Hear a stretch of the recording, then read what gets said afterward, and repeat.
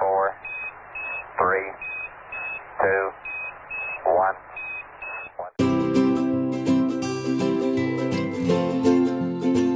Hi, I'm Estelle. And I'm Gretchen. Did you know that scientists are always trying to find diseases like cancer, even in space?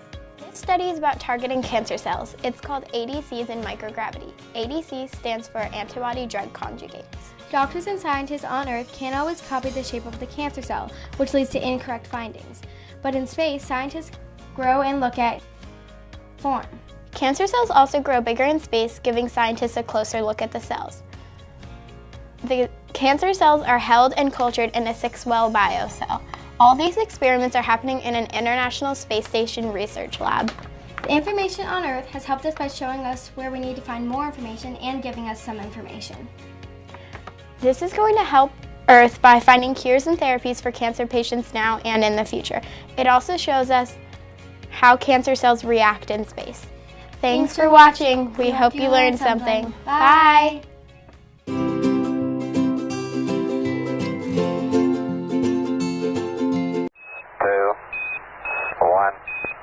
1, 2, 3, 4, 5, 5, 4, 3, 2, 1. End the test.